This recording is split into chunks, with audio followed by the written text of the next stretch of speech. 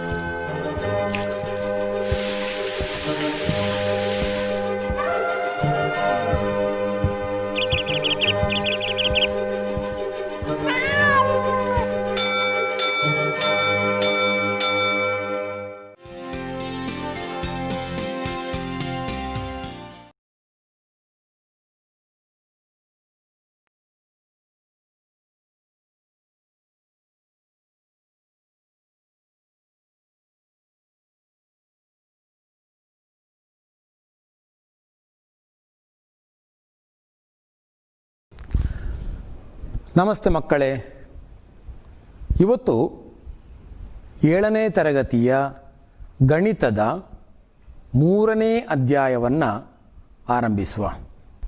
ಬದಲಾಗುವ ಸಂಖ್ಯೆಗಳು, ಬದಲಾಗದ ಸಂಬಂಧಗಳು. ಈ ಶೀರ್ಷಿಕೆಯಲ್ಲಿ ಹೇಳಿದ ಹಾಗೆ ಗಣಿತದಲ್ಲಿ ಹಲವು ಸಂದರ್ಭಗಳಲ್ಲಿ ಸಂಖ್ಯೆಗಳು ಬದಲಾದರೂ ಕೂಡ ಆ ಗಣಿತದ ಸಂಬಂಧದಲ್ಲಿ ಯಾವುದೇ ಬದಲಾವಣೆ ಆಗುವುದಿಲ್ಲ. ಅದರ ಬಗ್ಗೆ ಹೆಚ್ಚಿನ ವಿವರಗಳನ್ನು ನಾವು ಈ ಪಾಠ ಭಾಗದಲ್ಲಿ ಕಲಿಯೋಣ. ಉದಾಹರಣೆಗೆ, ಕಳೆದ 2ನೇ ಅಧ್ಯಾಯದಲ್ಲಿ ನಾವೊಂದು ನಿಗಮನಕ್ಕೆ ಬಂದಿದ್ದೇವೆ. ಯಾವ ನಿಗಮನ ನೆನಪಿದೆಯಾ? ಅಲ್ಲಿ ಒಂದು ತ್ರಿಕೋನವನ್ನು ಕೊಟ್ಟ ಸಂದರ್ಭದಲ್ಲಿ ಆ ತ್ರಿಕೋನದ 3 ಕೋನಗಳ ಅಳತೆಗಳ ಮೊತ್ತ 180 ಡಿಗ್ರಿ ಇದಾಗಿರ್ತದೆ ನಾವು ಬಂದಂತಹ ನಿಗಮನ.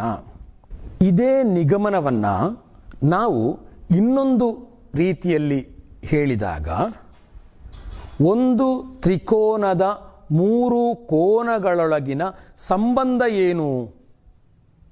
ಈ ಪ್ರಶ್ನೆಗೆ ಕೊಡುವಂತಹ ಉತ್ತರ ಆಗಿರ್ತದೆ, ಯಾವುದೇ ತ್ರಿಕೋನದ 3 ಕೋನಗಳ ಅಳತೆಗಳ ಮೊತ್ತ 180 ಡಿಗ್ರಿ ಇದಾಗಿರ್ತದೆ ಸಂಬಂಧ. ಹಾಗಾಗಿ ಕೊಟ್ಟ ತ್ರಿಕೋನದ 3 ಕೋನಗಳ ಅಳತೆಗಳು ಯಾವುದೂ ಆಗಿರ್ಬೋದು. ಆಗ ಈ ಸಂಬಂಧದಂತೆ ಆ ತ್ರಿಕೋನದ 3 ಕೋನಗಳ ಅಳತೆಗಳ ಮೊತ್ತ 180 ಡಿಗ್ರಿ ಆಗಿರ್ತದೆ. ಈ ಹೇಳಿಕೆಯನ್ನು ನಾವು ಬೀಜೀಯ ವಾಕ್ಯದಲ್ಲಿ ಬರೆದಾಗ ತ್ರಿಕೋನದ 3 ಕೋನಗಳ ಅಳತೆಗಳು ಎ ಬಿ ಸಿ ಎಂದಾದರೆ ನಾವು ಇದನ್ನು ಕೋನ ಎ ಕೂಡಿಸು ಕೋನ ಬಿ ಕೂಡಿಸು ಕೋನ ಸಿ ಸಮ 180 ಡಿಗ್ರಿ ಎಂಬುದಾಗಿ ಬರೆಯಬಹುದು.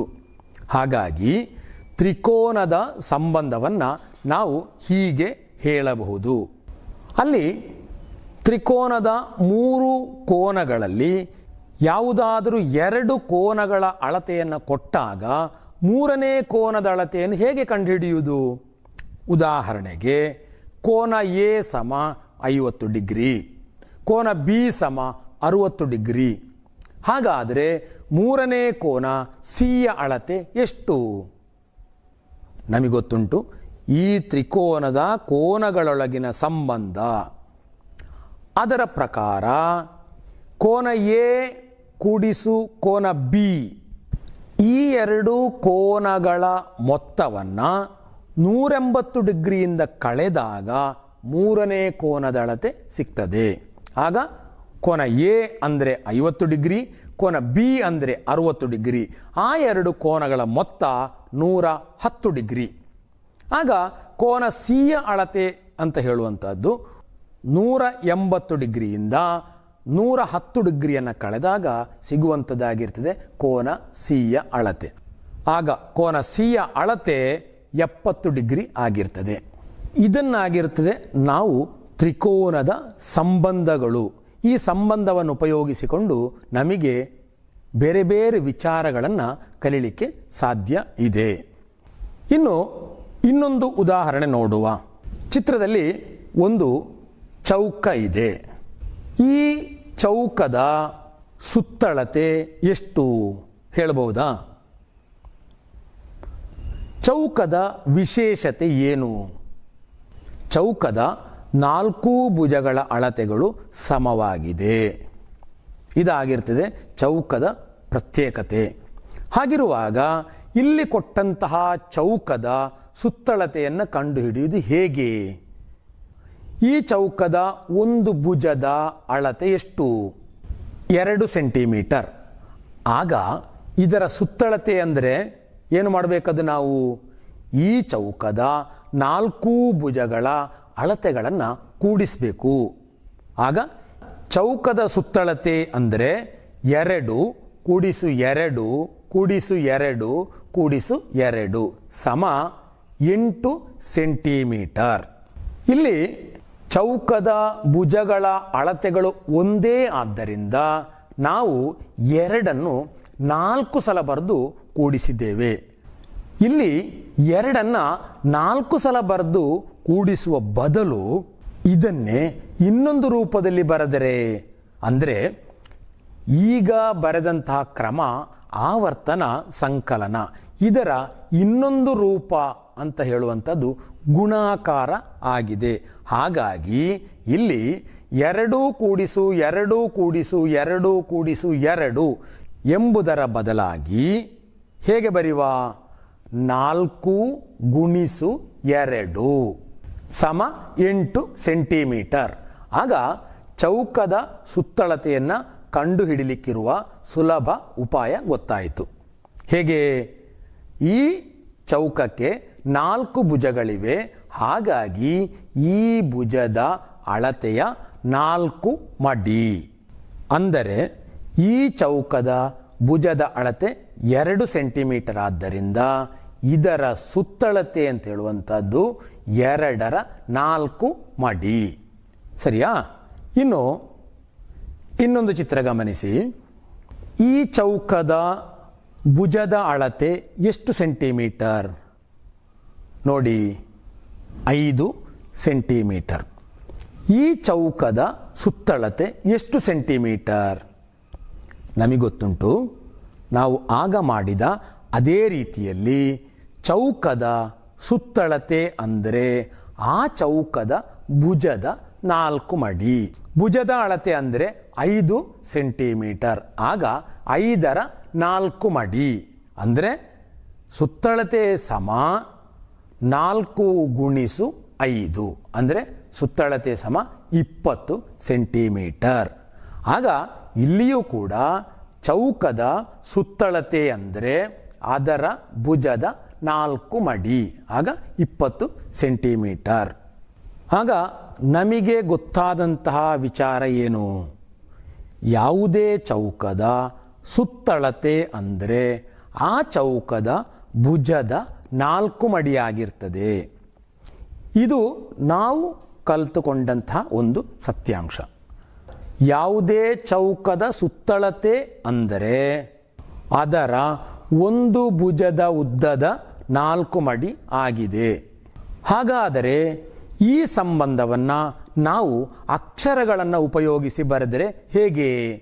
ಚೌಕದ ಒಂದು ಭುಜವನ್ನು ಎಸ್ ಎಂಬುದಾಗಿಯೂ ಸುತ್ತಳತೆಯನ್ನು ಪಿ ಎಂಬುದಾಗಿ ಬರೆದರೆ ಇದರ ಸಂಬಂಧವನ್ನು ಹೇಗೆ ಬರಿಬಹುದು? ಆಗ ಸುತ್ತಳತೆ ಅಂದರೆ ಭುಜದ 4 ಮಡಿ. ಆಗ ಇಲ್ಲಿ ಸುತ್ತಳತೆಯನ್ನು ಪಿ ಎಂಬುದಾಗಿ ಸೂಚಿಸಿದ್ದಾರೆ. ಹಾಗಾಗಿ ಪಿ ಸಮ ಭುಜದ 4 ಮಡಿ. ಆಗ ಭುಜ ಯಾವುದು? ಎಸ್. ಆಗ ಪಿ ಸಮ 4 ಗುಣಿಸು ಎಸ್ ಎಂಬುದಾಗಿ ಬರೆಯಬಹುದು.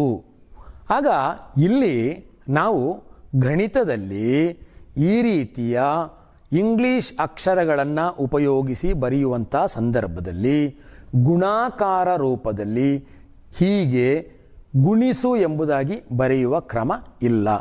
ಬದಲಾಗಿ ಅದನ್ನು ಪಿ ಸಮ 4s ಎಂಬುದಾಗಿ ಬರೀತೇವೆ. ಆಗ ಪಿ ಸಮ 4s ಎಂಬುದು ಚೌಕದ ಸುತ್ತಳತೆಯ ಬೀಜೀಯ ವಾಚಕ. ಹಾಗಾದರೆ ಇದರ ಭಾಷಾವಾಚಕ ಯಾವುದು? ಚೌಕದ ಸುತ್ತಳತೆ ಎಂಬುದು ಅದರ ಭುಜದ ಉದ್ದದ 4 ಮಡಿಯಾಗಿದೆ. ಇದಾಗಿರ್ತದೆ ಚೌಕದ ಸಂಬಂಧವನ್ನು ಭಾಷಾವಾಚಕದಲ್ಲೂ ಬೀಜೀಯ ವಾಚಕದಲ್ಲೂ ನಾವಿಲ್ಲಿ ಕಂಡುಕೊಂಡದ್ದು. ಹಾಗಾಗಿ ಇಲ್ಲಿ ಎಸ್ಸಿಗೆ ನೀವು ಯಾವ ಬೆಲೆಯನ್ನು ಕೊಟ್ಟರೂ ಕೂಡ ನಮಗೆ ಪಿ ಯನ್ನು ಕಂಡುಹಿಡಿಬೋದು. ಎಸ್ ಅಂತ ಹೇಳುವಂಥದ್ದು ಚೌಕದ ಭುಜದ ಉದ್ದ ಆಗಿರ್ತದೆ. ಆಗ ಭುಜದ ಉದ್ದ ಬದಲಾದ ಹಾಗೆ ಪಿ ಕೂಡ ಬದಲಾಗ್ತದೆ. ಆಗ ಇಲ್ಲಿ ಎಸ್ಸಿಗೆ ಯಾವುದೇ ಸಂಖ್ಯೆಗಳನ್ನು ನೀವು ಕೊಟ್ಟರೂ ಸುತ್ತಳತೆ ಬದಲಾಗ್ತದೆ. ಆದರೆ ಇಲ್ಲಿ ಅದರ ಕ್ರಿಯೆಯಲ್ಲಿ ಯಾವುದೇ ಬದಲಾವಣೆ ಇಲ್ಲ. ಅದರ ಕ್ರಿಯೆ ಅಂತ ಹೇಳುವಂಥದ್ದು ಅದರ ಸಂಬಂಧ. ಆಗ ಚೌಕದ ಭುಜ ಮತ್ತು ಸುತ್ತಳತೆಗಿರುವಂಥ ಸಂಬಂಧ ಯಾವುದಂತ ಕೇಳಿದರೆ ಚೌಕದ ಭುಜದ ಉದ್ದದ 4 ಮಡಿ ಇದಾಗಿರ್ತದೆ ಚೌಕದ ಸುತ್ತಳತೆಯ ಸಂಬಂಧ. ಇನ್ನು ಚೌಕದ ಬದಲು ಆಯತ ಆದರೆ ನೋಡುವ. ನೋಡಿ, ಇಲ್ಲಿ ಒಂದು ಆಯತದ ಚಿತ್ರ ಇದೆ. ಈ ಆಯತದ ಸುತ್ತಳತೆಯನ್ನು ಕಂಡು ಹಿಡಿಯಬೇಕು. ನಮಗೊತ್ತುಂಟು ಸುತ್ತಳತೆ ಅಂದರೆ ಆ ಆಕೃತಿಯ ಎಲ್ಲ ಭುಜಗಳ ಅಳತೆಗಳ ಮೊತ್ತ ಆಗಿರ್ತದೆ. ಇಲ್ಲಿ ಆಯತ ಅಂತ ಹೇಳುವಂಥದ್ದು ಈ ಆಯತಕ್ಕೆ 4 ಭುಜಗಳಿವೆ. ಈ 4 ಭುಜಗಳ ಅಳತೆಗಳ ಮೊತ್ತ ಆಗಿರ್ತದೆ ಆಯತದ ಸುತ್ತಳತೆ. ಆದರೆ ಇಲ್ಲಿ ಒಂದು ವಿಶೇಷತೆ ಇದೆ. ಏನು ವಿಶೇಷತೆ? ಇಲ್ಲಿ ವಿರುದ್ಧ ಭುಜಗಳು ಸಮವಾಗಿದೆ. ಆಯತದ ಭುಜಗಳಲ್ಲಿ 2 ವ್ಯತ್ಯಸ್ತವಾದಂತಹ ಅಳತೆ ಇದೆ. ಆಗ ಚೌಕದಲ್ಲಾದರೆ ಎಲ್ಲ ಭುಜಗಳ ಅಳತೆಗಳು ಒಂದೇ. ಆದರೆ ಇಲ್ಲಿ ಆಯತದಲ್ಲಿ ವ್ಯತ್ಯಸ್ತ ಅಳತೆಯ ಭುಜಗಳಿವೆ. ಅಂದರೆ ಇದರ ಉದ್ದ ಎಷ್ಟು ಸೆಂಟಿಮೀಟರ್? 5 ಸೆಂಟಿಮೀಟರ್. ಅಗಲ 3 ಸೆಂಟಿಮೀಟರ್. ಆಗ 2 ರೀತಿಯ ಅಳತೆ ಇದೆ. ಈ ಆಯತದ ಸುತ್ತಳತೆಯನ್ನು ಕಂಡುಹಿಡಿಯುವುದು ಹೇಗೆ? ನಮಗೊತ್ತುಂಟು ಈ ಆಯತದ 4 ಭುಜಗಳ ಅಳತೆಯನ್ನು ಕೂಡಿಸಬೇಕು. ಅಂದರೆ 3 ಕೂಡಿಸು 5 ಕೂಡಿಸು 3 ಕೂಡಿಸು 5 ಎಷ್ಟು? 16 ಸೆಂಟಿಮೀಟರ್ ಆಗಿದೆ. ಇಲ್ಲಿ ನಾವು 3 2 ಬಾರಿ ಬರಿತೇವೆ. ಅದೇ ರೀತಿಯಲ್ಲಿ 5 ಕೂಡ 2 ಬಾರಿ ಬರಿತೇವೆ. ಹಾಗಾಗಿ ಇದನ್ನು ಹೀಗೆ ಬರೆಯುವ ಬದಲು ನಾವು ಹೇಗೆ ಬರಿಬೇಕು ನೋಡಿ. 2 ಗುಣಿಸು 3 ಕೂಡಿಸು 2 ಗುಣಿಸು 5. ಯಾಕೆ 2 ಗುಣಿಸು 2 ಗುಣಿಸು ಬರೆದದ್ದು? ಇಲ್ಲಿ 2 ಅಗಲ ಇದೆ ಮತ್ತು 2 ಉದ್ದ ಇದೆ. ಹಾಗಾಗಿ 2 ಗುಣಿಸು 3 ಮತ್ತೆ 2 ಗುಣಿಸು 5. ಆಮೇಲೆ ಇದು 2 ಕೂಡಿಸುವಂಥದ್ದು. ಆಗ ನಾವೇನು ಮಾಡ್ತೇವೆ? ಇಲ್ಲಿ ಪ್ರಾರಂಭ ಪದದಲ್ಲೂ 2ನೇ ಪದದಲ್ಲೂ 2 ಆವರ್ತಿಸ್ತದೆ. ಹಾಗಾಗಿ ನಾವು ಇದನ್ನು 2 ಬ್ರ್ಯಾಕೆಟ್ ಹಾಕಿ 3 ಕೂಡಿಸು 5. ಇಲ್ಲಿ 2 ಗುಣಿಸು 3 ಕೂಡಿಸು 5. ಆಗ ಬ್ರ್ಯಾಕೆಟ್ ಹಾಕಿದ ಕಾರಣ ಅಲ್ಲಿ ನಾವು ಗುಣಾಕಾರದ ಚಿಹ್ನೆ ಬಳಸಬೇಕಾಗಿಲ್ಲ. ಹಾಗಾಗಿ ಇದೇನಾಗಿರ್ತದೆ? 2 ಗುಣಿಸು 3 ಕೂಡಿಸು 5. ಆಗ 2 ಗುಣಿಸು 3 ಕೂಡಿಸು 5 8. ಆಮೇಲೆ 2 ಗುಣಿಸು 8 ಅಂತ ಹೇಳುವಂಥದ್ದು 16 ಸೆಂಟಿಮೀಟರ್ ಆಗಿರ್ತದೆ. ಇದಾಗಿರ್ತದೆ ಆಯತದ ಸುತ್ತಳತೆ ಕಂಡುಹಿಡಿಯುವ ರೀತಿ. ಆಗ ಇದನ್ನು ನಮಗೆ ಸಾಮಾನ್ಯ ರೂಪಕ್ಕೆ ತರಲಿಕ್ಕೆ ಸಾಧ್ಯವೋ? ನೋಡುವ. ಇನ್ನೊಂದು ಆಯತ ನೋಡಿ. ಇಲ್ಲಿ ಕೊಟ್ಟ ಆಯತದ ಸುತ್ತಳತೆ ಎಷ್ಟು? ಆಯತದ ಉದ್ದ ಎಷ್ಟು? 9 ಸೆಂಟಿಮೀಟರ್. ಅಗಲ ಎಷ್ಟು? 6 ಸೆಂಟಿಮೀಟರ್. ಆಗ ಇದರ ಸುತ್ತಳತೆ ಎಷ್ಟು?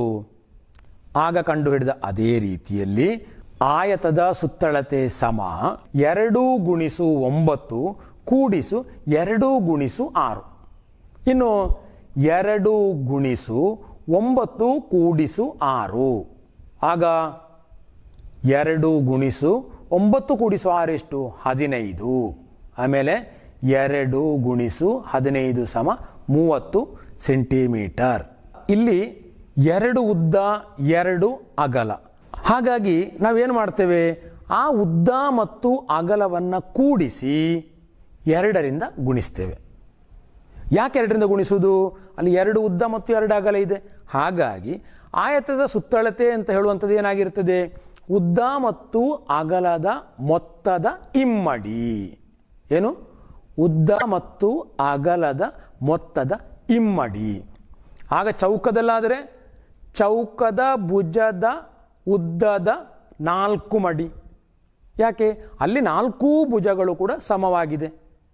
ಅಲ್ಲಿ ಚೌಕದ 4 ಭುಜಗಳ ಉದ್ದವು ಸಮಾನವಾಗಿದೆ. ಇಲ್ಲಿ 2 ಉದ್ದ 2 ಅಗಲ ಇರುವ ಕಾರಣ ಇಲ್ಲಿ ನಾವೇನು ಮಾಡ್ತೇವೆ? ಆಯತದ ಆ ಉದ್ದ ಮತ್ತು ಅಗಲವನ್ನು ಕೂಡಿಸ್ತೇವೆ. ಆಮೇಲೆ ಅದರ 2 ಮಡಿ. ಇದನ್ನು ನಾವು ಬೀಜೀಯ ವಾಚಕದಲ್ಲಿ ಹೇಗೆ ಬರೀಬಹುದು ನೋಡಿ. ಆಯತದ ಉದ್ದ L ಎಂಬುದಾಗಿಯೂ ಅಗಲ B ಎಂಬುದಾಗಿಯೂ ಆದರೆ ಸುತ್ತಳತೆ ಎಷ್ಟು? ಸುತ್ತಳತೆಯನ್ನು ನಾವು P ಎಂಬುದಾಗಿ ಸೂಚಿಸುವ. ಆಗ P ಸಮ 2 ಗುಣಿಸು L ಕೂಡಿಸು 2 ಗುಣಿಸು B. ಆಮೇಲೆ 2 ಗುಣಿಸು L ಕೂಡಿಸು B. ಇದಾಗಿರ್ತದೆ ಆಯತದ ಸುತ್ತಳತೆಯ ಬೀಜೀಯ ವಾಚಕ. ಈ ಬೀಜೀಯ ವಾಚಕವನ್ನು ಭಾಷಾವಾಚಕವಾಗಿ ಹೇಗೆ ಹೇಳೋದು? ಹಾಗೆ ಹೇಳಿದ್ದೇನೆ. ಆಯತದ ಉದ್ದ ಮತ್ತು ಅಗಲದ ಮೊತ್ತದ ಇಮ್ಮಡಿ. ಇಲ್ಲಿ ಆಯತದ ಸುತ್ತಳತೆಯನ್ನು ಕಂಡುಹಿಡಿಯುವಾಗ ಅವುಗಳ ಭುಜಗಳೊಳಗಿನ ಸಂಬಂಧ ಏನು? ಈಗ ಹೇಳಿದ ಹಾಗೆ ಆಯತದ ಭುಜಗಳ ಮೊತ್ತದ ಇಮ್ಮಡಿಯಾಗಿದೆ. ಇಲ್ಲಿ ಆಯತದ ಉದ್ದ ಮತ್ತು ಅಗಲವನ್ನು ಯಾವುದು ತಕ್ಕೊಂಡ್ರೂ ಕೂಡ ಅದರ ಅಳತೆ ವ್ಯತ್ಯಸ್ತ ಆದರೂ ಕೂಡ ಸುತ್ತಳತೆ ಕಂಡುಹಿಡಿಯುವಾಗ ಏನು ಮಾಡಬೇಕಾದ್ದು? ಆ 2 ಉದ್ದ ಮತ್ತು ಅಗಲವನ್ನು ಕೂಡಿಸುವುದು, ಆಮೇಲೆ ಅದನ್ನು ಇಮ್ಮಡಿ ಮಾಡುವಂಥದ್ದು ಅಥವಾ 2ರಿಂದ ಗುಣಿಸುವಂಥದ್ದು. ಆಗ ಆಯತದ ಸುತ್ತಳತೆ ಸಿಗ್ತದೆ. ಇಲ್ಲಿ ಸಂಬಂಧ ಅಂತ ಹೇಳುವಂಥದ್ದು ಉದ್ದ ಮತ್ತು ಅಗಲದ ಮೊತ್ತದ ಇಮ್ಮಡಿ. ಇನ್ನು ವಿಸ್ತೀರ್ಣಕ್ಕೆ ಹೋಗುವ. ನೋಡಿ, ಆಗ ಕಂಡುಹಿಡಿದ ಚೌಕದ ಚಿತ್ರ ನೋಡಿ. ಈ ಚೌಕದ ವಿಸ್ತೀರ್ಣ ಎಷ್ಟು? ನಾವು ಹಿಂದಿನ ತರಗತಿಯಲ್ಲಿ ಕಲಿತಿದ್ದೇವೆ. ಚೌಕದ ವಿಸ್ತೀರ್ಣ ಅಂದರೆ ಭುಜ ಗುಣಿಸು ಭುಜ. ಆಗ ಇಲ್ಲಿ 2 ಸೆಂಟಿಮೀಟರ್. ಆಗ 2 ಗುಣಿಸು 2 4. ಚೌಕದ ವಿಸ್ತೀರ್ಣ ಕಂಡುಹಿಡಿಯುವ ಸಂದರ್ಭದಲ್ಲಿ ಆ ಭುಜವನ್ನು ಪರಸ್ಪರ ಗುಣಿಸ್ತೇವೆ. ಅಂದರೆ ಭುಜ ಗುಣಿಸು ಭುಜ. ಇದಾಗಿರ್ತದೆ ಚೌಕದ ವಿಸ್ತೀರ್ಣದ ಸಂಬಂಧ. ಆಗ ಭುಜ S ಆಗಿದ್ದರೆ ವಿಸ್ತೀರ್ಣ A ಆಗಿದ್ದರೆ A ಸಮ S ಗುಣಿಸು S. ಆಗ ಚೌಕದ ವಿಸ್ತೀರ್ಣದಲ್ಲಿ ಕೂಡ ಚೌಕದ ಭುಜ ಯಾವುದೇ ತಕ್ಕೊಂಡ್ರೂ ಕೂಡ ವಿಸ್ತೀರ್ಣ ಅಂತ ಕಂಡುಹಿಡಿಯುವುದು ಭುಜ ಗುಣಿಸು ಭುಜ. ಇದಾಗಿರ್ತದೆ ಸಂಬಂಧ. ಆಗ ಚೌಕದ ಭುಜಗಳ ಅಳತೆ ಬದಲಾದರೂ ಆ ಸಂಬಂಧ ಬದಲಾಗುವುದಿಲ್ಲ. ಇನ್ನು ಆಯತದ ವಿಸ್ತೀರ್ಣದ ಬಗ್ಗೆ ನೋಡುವ. ಚಿತ್ರ ನೋಡಿ. ಈ ಆಯತದ ವಿಸ್ತೀರ್ಣ ಎಷ್ಟು? ಉದ್ದ 5 ಸೆಂಟಿಮೀಟರ್, ಅಗಲ 3 ಸೆಂಟಿಮೀಟರ್. ಕೊಟ್ಟ ಆಯತದ ವಿಸ್ತೀರ್ಣ ಎಷ್ಟು? ನಾವು ಹಿಂದಿನ ತರಗತಿಯಲ್ಲಿ ಕಲಿತುಕೊಂಡ ಪ್ರಕಾರ ಆಯತದ ವಿಸ್ತೀರ್ಣ ಅಂತ ಹೇಳುವಂಥದ್ದು ಉದ್ದ ಗುಣಿಸು ಅಗಲ. ಆಗ ಇಲ್ಲಿ ವಿಸ್ತೀರ್ಣ ಸಮ ಉದ್ದ ಗುಣಿಸು ಅಗಲ. ಆಗ ವಿಸ್ತೀರ್ಣ ಎಷ್ಟಾಗ್ತದೆ? 5 ಗುಣಿಸು 3 ಸಮ 15 ಚದರ ಸೆಂಟಿಮೀಟರ್. ಆಯತದ ವಿಸ್ತೀರ್ಣ ಅಂತ ಹೇಳುವಂಥದ್ದು ಉದ್ದ ಮತ್ತು ಅಗಲವನ್ನು ಗುಣಿಸಬೇಕಾದ್ದು. ಇನ್ನು ಇನ್ನೊಂದು ಆಯತ ನೋಡಿ. 9 ಮತ್ತು 6. ಉದ್ದ 9 ಸೆಂಟಿಮೀಟರ್, ಅಗಲ 6 ಸೆಂಟಿಮೀಟರ್. ಇಲ್ಲಿ ಕೂಡ ಆಯತದ ವಿಸ್ತೀರ್ಣ ಅಂತ ಹೇಳುವಂಥದ್ದು 9 ಗುಣಿಸು 6. ಆಗ ವಿಸ್ತೀರ್ಣ ಸಮ 9 ಗುಣಿಸು 6 ಎಷ್ಟು? 54 ಚದರ ಸೆಂಟಿಮೀಟರ್. ಇನ್ನು ಈ ಆಯತದ ವಿಸ್ತೀರ್ಣವನ್ನು A ಎಂಬುದಾಗಿಯೂ ಉದ್ದವನ್ನು L ಎಂಬುದಾಗಿಯೂ ಅಗಲವನ್ನು B ಎಂಬುದಾಗಿಯೂ ತಕ್ಕೊಂಡ್ರೆ ಅವುಗಳೊಳಗಿನ ಸಂಬಂಧ ಹೇಗೆ ಬರಿಬಹುದು? A ಸಮ L ಗುಣಿಸು B. ಮೊದಲೇ ಹೇಳಿದ ಹಾಗೆ ಇಲ್ಲಿ ಗುಣಾಕಾರ ಚಿಹ್ನೆಯನ್ನು ಬಳಸಬೇಕೆಂದಿಲ್ಲ. ಹಾಗಾಗಿ ಎ ಸಮ ಎಲ್ ಬಿ. ಆಗ ಆಯತದ ವಿಸ್ತೀರ್ಣದ ಬೀಜೀಯ ವಾಚಕ ಅಂತ ಹೇಳುವಂಥದ್ದು ಎ ಸಮ ಎಲ್ ಬಿ. ಭಾಷಾವಾಚಕ ಆಯತದ ವಿಸ್ತೀರ್ಣ ಅಂದರೆ ಉದ್ದ ಮತ್ತು ಅಗಲದ ಗುಣಲಬ್ಧ. ಹೀಗೆ ಈ ತರಗತಿಯಲ್ಲಿ ನಾವು ಕಲಿತುಕೊಂಡಂತಹ ವಿಚಾರ, ಸಂಖ್ಯೆಗಳು ಬದಲಾದರೂ ಕೂಡ ಸಂಬಂಧಗಳು ಯಾವುದೇ ಸಂದರ್ಭದಲ್ಲಿ ಬದಲಾಗುವುದಿಲ್ಲ. ಇನ್ನೊಂದು ವಿಚಾರವನ್ನು ನೋಡೋಣ, ಸಂಖ್ಯಾ ಸಂಬಂಧ. ಗಮನಿಸಿ, ಈ ಲೆಕ್ಕಗಳನ್ನು ನೋಡಿರಿ. 1 ಕೂಡಿಸು 2 ಸಮ 3, 2 ಕೂಡಿಸು 3 ಸಮ 5, 3 ಕೂಡಿಸು 4 ಸಮ 7, 4 ಕೂಡಿಸು 5 ಸಮ 9. ಇಲ್ಲಿ ಅನುಕ್ರಮವಾದ 2 ಎಣಿಕಾ ಸಂಖ್ಯೆಗಳನ್ನು ಕೂಡಿಸಲಾಗಿದೆ. ಗಮನಿಸಿ, 1 ಕೂಡಿಸು 2 3, 2 ಕೂಡಿಸು 3 5, 3 ಕೂಡಿಸು 4 7, 4 ಕೂಡಿಸು 5 9. ಇಲ್ಲಿ ಅನುಕ್ರಮವಾದ 2 ಎಣಿಕಾ ಸಂಖ್ಯೆಗಳನ್ನು ಕೂಡಿಸಲಾಗಿದೆ. ಹಾಗಾದರೆ ಈ ಲೆಕ್ಕ ಗಮನಿಸಿ, 2 ಗುಣಿಸು 1 ಕೂಡಿಸು 1 ಸಮ 3, 2 ಗುಣಿಸು 2 ಕೂಡಿಸು 1 ಸಮ 5, 2 ಗುಣಿಸು 3 ಕೂಡಿಸು 1 ಸಮ 7, 2 ಗುಣಿಸು 4 ಕೂಡಿಸು 1 ಸಮ 9. ಇಲ್ಲಿ ಏನು ಮಾಡಲಾಗಿದೆ? ಇಲ್ಲಿ ನೀವು ಆವರಣದ ಒಳಗೆ ಕೊಟ್ಟಂತಹ ಸಂಖ್ಯೆಗಳನ್ನೊಮ್ಮೆ ಗಮನಿಸಿ.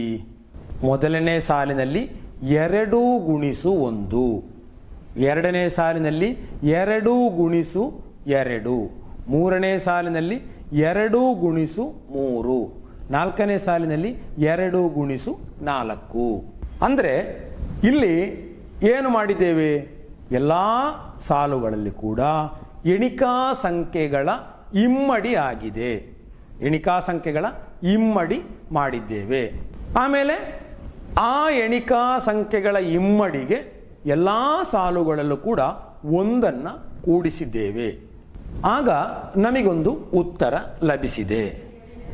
ಇನ್ನು ನೀವು ಗಮನಿಸಬೇಕಾದ್ದು, ಮೊದಲು ಮಾಡಿ ಸಿಕ್ಕಿದಂಥ ಉತ್ತರ ಆಮೇಲೆ ಈಗ ಮಾಡಿ ಸಿಕ್ಕಿದಂಥ ಉತ್ತರಗಳೊಳಗೆ ಏನಾದರೂ ಸಂಬಂಧ ಇದೆಯಾ? ಗಮನಿಸಿ, ಎರಡೂ ಸಂದರ್ಭಗಳಲ್ಲೂ ನಮಗೆ ಲಭಿಸಿದ ಉತ್ತರ ಒಂದೇ ಆಗಿದೆ. ಮೇಲೆ ಅನುಕ್ರಮವಾದ 2 ಎಣಿಕಾ ಸಂಖ್ಯೆಗಳನ್ನು ಕೂಡಿಸಿದ ಸಂದರ್ಭದಲ್ಲಿ ನಮಗೆ ಲಭಿಸಿದ ಉತ್ತರ, ಆಮೇಲೆ ಕೆಳಗೆ ಎಣಿಕಾ ಸಂಖ್ಯೆಯನ್ನು ಇಮ್ಮಡಿ ಮಾಡಿ ಅದಕ್ಕೆ 1 ಸೇರಿಸಿದಾಗ ಸಿಕ್ಕಿದ ಉತ್ತರ ಕೂಡ ಒಂದೇ ಆಗಿದೆ. ಇನ್ನು ಬೇರೆ ಯಾವುದಾದರೂ ಎಣಿಕಾ ಸಂಖ್ಯೆಗಳನ್ನು ತಗೊಂಡು ಇದೇ ಕ್ರಿಯೆಯನ್ನು ಮಾಡಿ ನೋಡುವ. ಉದಾಹರಣೆಗೆ 7 ತಗೊಳ್ಳುವ. ಆಗ ಅದರ ಮುಂದಿನ ಎಣಿಕಾ ಸಂಖ್ಯೆ ಅಂತ ಹೇಳುವಂಥದ್ದು 8. ಆಗ 7 ಕೂಡಿಸು 8 ಸಮ 15. ಆಮೇಲೆ 8 ನಮಗೆ 7 ಕೂಡಿಸು 1 ಎಂಬುದಾಗಿ ಬರಿಬಹುದು. 7 ಕೂಡಿಸು 8 ಹೀಗೆ ಬರಿಬಹುದಲ್ಲ? ಹೇಗೆ? 7 ಕೂಡಿಸು 7 ಕೂಡಿಸು 1. ಆಗ ಇಲ್ಲಿ 7 2 ಬಾರಿ ಕೂಡಿಸಿದ್ದೇವೆ, ಮತ್ತೆ 1 ಸೇರಿಸಿದ್ದೇವೆ. ಆಗ ನಮಗಿದನ್ನು 2 ಗುಣಿಸು 7 ಕೂಡಿಸು 1 ಸಮ ಉತ್ತರ ಎಷ್ಟು? 15. ಆಗ ಮೊದಲು ಲಭಿಸಿದ್ದು 15, ಈಗ ಲಭಿಸಿದ್ದು 15. ಇಲ್ಲಿಯೂ ಕೂಡ ಎರಡೂ ಸಂದರ್ಭಗಳಲ್ಲೂ ಒಂದೇ ಉತ್ತರ ಲಭಿಸಿದೆ. ಇನ್ನೊಂದು ಉದಾಹರಣೆ ನೋಡುವ. ಸಂಖ್ಯೆ 12 ಆದರೆ ಅದರ ಮುಂದಿನ ಎಣಿಕಾ ಸಂಖ್ಯೆ 13. ಆಗ 12 ಕೂಡಿಸು 13 ಸಮ 25. ಇನ್ನು 13 12 ಕೂಡಿಸು 1 ಎಂಬುದಾಗಿ ಬರಿಬಹುದು. ಆಗ 12 ಕೂಡಿಸು 12 ಕೂಡಿಸು 1 ಈಗಾಗಲೇ ಬರೆದ ಹಾಗೆ 2 ಗುಣಿಸು 12 ಕೂಡಿಸು 1 ಸಮ ಇಲ್ಲಿಯೂ ಉತ್ತರ 25. ಇಲ್ಲಿ ಕೂಡ ಲಭಿಸಿದ ಉತ್ತರ ಸಮಾನ ಆಗಿದೆ. ಇನ್ನು ನೀವು ಬೇರೆ ಯಾವುದೇ ಎಣಿಕಾ ಸಂಖ್ಯೆಗಳನ್ನು ಉಪಯೋಗಿಸಿಕೊಂಡು ಈ ಕ್ರಿಯೆಯನ್ನು ಮಾಡಿ ನೋಡಿ. ಆಗ ನಿಮಗೆ ಒಂದೇ ಉತ್ತರ ಲಭಿಸುವುದೋ ಎಂಬುದನ್ನು ನೋಡಿಕೊಳ್ಳಬಹುದು. ಇನ್ನು ನಾವು ಯಾವ ಎಣಿಕಾ ಸಂಖ್ಯೆಯನ್ನು ಪರಿಗಣಿಸಿದರೂ ಆ ಎಣಿಕಾ ಸಂಖ್ಯೆಯೊಂದಿಗೆ ಮುಂದಿನ ಎಣಿಕಾ ಸಂಖ್ಯೆಯನ್ನು ಕೂಡಿಸಿದಾಗ ಸಿಗುವ ಉತ್ತರ ಮತ್ತು ಅದರ ಮೊದಲ ಎಣಿಕಾ ಸಂಖ್ಯೆಯ ಇಮ್ಮಡಿಗೆ ಒಂದು ಸೇರಿಸಿದಾಗ ಸಿಗುವ ಉತ್ತರ, ಈ ಎರಡು ಉತ್ತರಗಳು ಸಮಾನವಾಗಿದೆ. ಹಾಗಾಗಿ ನಮಗೇನು ಹೇಳಬಹುದು? ಅನುಕ್ರಮವಾದ ಎರಡು ಎಣಿಕಾ ಸಂಖ್ಯೆಗಳ ಮೊತ್ತ ಮತ್ತು ಅದರಲ್ಲಿ ಮೊದಲ ಎಣಿಕಾ ಸಂಖ್ಯೆಯ ಇಮ್ಮಡಿಗೆ ಒಂದನ್ನು ಸೇರಿಸಿದಾಗ ಸಿಗುವಂಥ ಉತ್ತರ, ಈ ಎರಡೂ ಕೂಡ ಸಮವಾಗಿದೆ ಎಂದು ನಾವು ಈ ಉದಾಹರಣೆಗಳ ಮೂಲಕ ಕಂಡುಕೊಂಡಿದ್ದೇವೆ. ಆಗ ಯಾವುದೇ ಎಣಿಕಾ ಸಂಖ್ಯೆಯನ್ನು ಅದರ ಮುಂದಿನ ಎಣಿಕಾ ಸಂಖ್ಯೆಯೊಂದಿಗೆ ಕೂಡಿಸಿದಾಗ ಸಿಗುವ ಸಂಖ್ಯೆಯು ಮೊದಲ ಎಣಿಕಾ ಸಂಖ್ಯೆಯ ಎರಡು ಮಡಿಗೆ ಒಂದನ್ನು ಕೂಡಿಸಿದಾಗ ಸಿಗುವ ಸಂಖ್ಯೆಯೇ ಆಗಿದೆ. ಆಗ ಇಲ್ಲಿ ನಾವು ಎಣಿಕಾ ಸಂಖ್ಯೆಗಳನ್ನು ಮಾತ್ರ ಉಪಯೋಗಿಸಿ ಮಾಡಿರುವಂಥದ್ದು. ಹಾಗಾದರೆ ಭಿನ್ನರಾಶಿಗಳನ್ನು ಉಪಯೋಗಿಸಿದರೆ ಈ ಹೇಳಿದಂಥ ಸತ್ಯಾಂಶ ಸರಿಯೋ? ಗಮನಿಸಿ, ನಾವೊಂದು ಭಿನ್ನರಾಶಿಯನ್ನು ತಗೊಳ್ಳುವ, ಅರ್ಧ. ಆಗ ಅರ್ಧದ ಮುಂದಿನ ಸಂಖ್ಯೆ ಅಂತ ಹೇಳುವುದಕ್ಕೆ ಅರ್ಥ ಇಲ್ಲ. ಆಗ ಅರ್ಧ ಇದಕ್ಕೆ ಒಂದು ಸೇರಿಸಿದಾಗ ಅರ್ಧ ಕೂಡಿಸು ಒಂದು ಸಮ ಒಂದೂವರೆ. ಆಗ ಅರ್ಧ ಕೂಡಿಸು ಒಂದೂವರೆ ಸಮ 2. ಇನ್ನು ಮೊದಲು ಮಾಡಿದ ಹಾಗೆ ಈ ಒಂದೂವರೆಯನ್ನು ನಾವು 1 ಕೂಡಿಸು ಅರ್ಧ ಎಂಬುದಾಗಿ ವಿಂಗಡಿಸಿದರೆ ನಮಗೆ ಎರಡನೇ ಸಾಲಿನಲ್ಲಿ ಏನು ಬರಿಬೋದು? ಅರ್ಧ ಕೂಡಿಸು ಅರ್ಧ ಕೂಡಿಸು 1. ಇಲ್ಲಿ 2 ಅರ್ಧ ಇದೆ, ಹಾಗಾಗಿ ಅರ್ಧದ ಇಮ್ಮಡಿ 2 ಗುಣಿಸು ಅರ್ಧ ಕೂಡಿಸು 1 ಸಮ ಉತ್ತರ 2. ಆಗ ಮೇಲಿನ ಸಂದರ್ಭದಲ್ಲೂ ಕೆಳಗಿನ ಸಂದರ್ಭದಲ್ಲೂ ಲಭಿಸಿದ ಉತ್ತರ ಒಂದೇ ಆಗಿದೆ. ಇನ್ನು ಇನ್ನೊಂದು ಭಿನ್ನರಾಶಿಯನ್ನು ನೋಡೋಣ. ಮುಕ್ಕಾಲು ಮತ್ತು ಅದರ ನಂತರದ ಸಂಖ್ಯೆ ಅಂತ ಹೇಳುವಂಥದ್ದು ಮುಕ್ಕಾಲು ಕೂಡಿಸು 1 ಮುಕ್ಕಾಲು ಸಮ ಉತ್ತರ ಎಷ್ಟು? 2.5. ಇನ್ನು ಎರಡನೇ ರೀತಿಯಲ್ಲಿ ನಾವು ಮಾಡಿದಾಗ ಆ 1 ಮುಕ್ಕಾಲನ್ನು ನಾವು ಮುಕ್ಕಾಲು ಕೂಡಿಸು 1 ಎಂಬುದಾಗಿ ಬರೆಯುವ. ಆಗ ಮುಕ್ಕಾಲು ಕೂಡಿಸು ಮುಕ್ಕಾಲು ಕೂಡಿಸು 1 ಅಂದರೆ ಮುಕ್ಕಾಲನ 2 ಸಲ ಕೂಡಿಸಿದ್ದೇವೆ, ಹಾಗಾಗಿ ಮುಕ್ಕಾಲರ ಇಮ್ಮಡಿ 2 ಗುಣಿಸು ಮುಕ್ಕಾಲು ಕೂಡಿಸು 1. 2 ಗುಣಿಸು ಮುಕ್ಕಾಲು ಅಂದರೆ ಎಷ್ಟು? 1.5 ಕೂಡಿಸು 1 ಉತ್ತರ 2.5. ಆಗ ಇಲ್ಲಿ ಎರಡೂ ಸಂದರ್ಭಗಳಲ್ಲೂ ನಮಗೆ ಲಭಿಸಿದ ಉತ್ತರ ಒಂದೇ ಆಗಿದೆ. ಆಗ ಈ ಹಿಂದಿನ ಎಣಿಕಾ ಸಂಖ್ಯೆಯಲ್ಲಿ ಕಂಡುಕೊಂಡಂತಹ ಅದೇ ಸತ್ಯಾಂಶವನ್ನು ಭಿನ್ನರಾಶಿಯಲ್ಲೂ ಕಂಡುಕೊಂಡಿದ್ದೇವೆ. ಹಾಗಾಗಿ ನಮಗೇನು ತೀರ್ಮಾನಕ್ಕೆ ಬರಬಹುದು ಹೇಳಿ? ಹಿಂದೆ ನಾವು ಯಾವುದೇ ಎಣಿಕಾ ಸಂಖ್ಯೆ ಎಂಬುದಾಗಿ ನಾವು ಕಂಡುಕೊಂಡದ್ದು. ಆಗ ಈಗ ಕೇವಲ ಎಣಿಕಾ ಸಂಖ್ಯೆಗೆ ಮಾತ್ರ ಅಲ್ಲ, ಭಿನ್ನರಾಶಿಗೂ ಕೂಡ ಈ ತತ್ವಗಳನ್ನು ಅಳವಡಿಸಬಹುದು. ಹಾಗಾಗಿ ನಮ್ಮ ಹೇಳಿಕೆಯನ್ನು ಇನ್ನೂ ಸ್ವಲ್ಪ ಬದಲಾಯಿಸುವ. ಯಾವುದಾಗಿರ್ತದೆ? ಯಾವುದೇ ಒಂದು ಸಂಖ್ಯೆ ಮತ್ತು ಆ ಸಂಖ್ಯೆಗೆ ಒಂದನ್ನು ಕೂಡಿಸಿದಾಗ ಸಿಗುವ ಸಂಖ್ಯೆಯ ಮೊತ್ತ ಸಂಖ್ಯೆಯ ಇಮ್ಮಡಿಯೊಂದಿಗೆ ಒಂದನ್ನು ಕೂಡಿಸಿದಕ್ಕೆ ಸಮವಾಗಿದೆ. ಅಂದರೆ ಯಾವುದೇ ಒಂದು ಸಂಖ್ಯೆ ಮತ್ತು ಅದಕ್ಕೆ ಒಂದು ಕೂಡಿಸಿದಾಗ ಸಿಗುವ ಸಂಖ್ಯೆಗಳ ಮೊತ್ತವು ಸಂಖ್ಯೆಯ ಇಮ್ಮಡಿಗೆ ಒಂದನ್ನು ಕೂಡಿಸಿದ್ದಕ್ಕೆ ಸಮಾನವಾಗಿದೆ. ಆಗ ಇಲ್ಲಿ ಕೇವಲ ಎಣಿಕಾ ಸಂಖ್ಯೆ ಮಾತ್ರ ಅಲ್ಲ, ಯಾವುದೇ ಸಂಖ್ಯೆಯನ್ನು ಉಪಯೋಗಿಸಿದರೂ ಈ ಸತ್ಯಾಂಶ ಸರಿಯಾಗಿದೆ ಎಂಬುದನ್ನು ನಾವು ಚಟುವಟಿಕೆಗಳ ಮೂಲಕ ಕಂಡುಕೊಂಡಿದ್ದೇವೆ. ಇನ್ನು ಈ ಹೇಳಿಕೆಯನ್ನು ನಾವು ಅಕ್ಷರಗಳನ್ನು ಉಪಯೋಗಿಸಿ ಬರೆದರೆ ಹೇಗಿರ್ಬೋದು ನೋಡೋಣ. ಇಲ್ಲಿ ಸಂಖ್ಯೆ ಎಂಬುದು ಎಕ್ಸ್. ಆಗ ಸಂಖ್ಯೆಗೆ ಒಂದನ್ನು ಕೂಡಿಸಿದು ಅಂತ ಹೇಳುವಂಥದ್ದು ಎಕ್ಸ್ ಕೂಡಿಸು 1. ಅವುಗಳ ಮೊತ್ತ ಅಂತ ಹೇಳುವಂಥದ್ದು ಎಕ್ಸ್ ಕೂಡಿಸು ಎಕ್ಸ್ ಕೂಡಿಸು 1 ಅಂದರೆ 2x ಕೂಡಿಸು 1. ಆಗ ಇಲ್ಲಿ ಎಕ್ಸಿನ 2 ಮಡಿಗೆ ಒಂದನ್ನು ಸೇರಿಸಿದ್ದು. ಆಗ ಎಕ್ಸ್ ಅಂತ ಹೇಳುವಂಥದ್ದು ಯಾವುದೇ ಸಂಖ್ಯೆ ಆದರೂ ಕೂಡ ಎಕ್ಸ್ ಕೂಡಿಸು ಎಕ್ಸ್ ಕೂಡಿಸು 1 ಸಮ 2x ಕೂಡಿಸು 1. ಹೀಗೆ ಸಂಖ್ಯೆಗಳಿಗೆ ಸಂಬಂಧಪಟ್ಟ ವಿಚಾರಗಳನ್ನು ಅಕ್ಷರಗಳನ್ನು ಉಪಯೋಗಿಸಿ ಬರೆಯುವಂಥ ಈ ಕ್ರಮವನ್ನು ಬೀಜಗಣಿತ ಎಂಬುದಾಗಿ ಹೇಳ್ತೇವೆ. ಇಂಗ್ಲಿಷಲ್ಲಿ ಅಲ್ಜಿಬ್ರಾ ಎಂಬುದಾಗಿ ಹೇಳ್ತೇವೆ. ಇನ್ನು ನಿಮ್ಮ ಪಾಠ ಪುಸ್ತಕದ 38, 39ನೇ ಪುಟಗಳಲ್ಲಿ ಕೆಲವು ಹೇಳಿಕೆಗಳನ್ನು ಕೊಟ್ಟಿದ್ದಾರೆ. ಗಮನಿಸಿ. ಈ ಕೆಳಗೆ ಹೇಳಿದ ಪ್ರತಿಯೊಂದು ಕ್ರಿಯೆಗಳನ್ನು ಕೆಲವು ಸಂಖ್ಯೆಗಳನ್ನು ಪರಿಗಣಿಸಿ ಮಾಡಿ ನೋಡಿರಿ. ಉತ್ತರವಾಗಿ ಲಭಿಸುವ ಸಂಖ್ಯೆಯನ್ನು ಇನ್ನೊಂದು ರೀತಿಯಲ್ಲಿ ವಿವರಿಸಿರಿ. ಹೀಗೆ ಲಭಿಸುವ ಸಂಬಂಧವನ್ನು ಭಾಷಾವಾಚಕಗಳಾಗಿ ಬರೆಯಿರಿ. ಅನಂತರ ಅದನ್ನು ಬೀಜಗಣಿತ ರೂಪದಲ್ಲಿ ಅಕ್ಷರಗಳನ್ನು ಉಪಯೋಗಿಸಿ ಬರೆಯಿರಿ. ಹೀಗೆ ಕೆಲವು ಹೇಳಿಕೆಗಳನ್ನು ಕೊಟ್ಟಿದ್ದಾರೆ. ನೀವು ಆ ಹೇಳಿಕೆಗೆ ಅಕ್ಷರಗಳನ್ನು ಪರಿಗಣಿಸಿ ನೀವು ಕಂಡುಕೊಂಡಂತಹ ಭಾಷಾವಾಚಕ ಮತ್ತು ಬೀಜೀಯ ವಾಚಕ ಯಾವುದು ಎಂಬುದನ್ನು ನೀವು ಅದನ್ನು ನೋಡಿ ಬರೀಲಿಕ್ಕೆ ಪ್ರಯತ್ನ ಮಾಡಿ. ಮುಂದಿನ ತರಗತಿಯಲ್ಲಿ ಅದನ್ನು ಹೇಗೆ ಮಾಡುವುದು ಎಂಬುದನ್ನು ನಾವು ನೋಡೋಣ. ಎಲ್ಲರಿಗೂ ವಂದನೆಗಳು.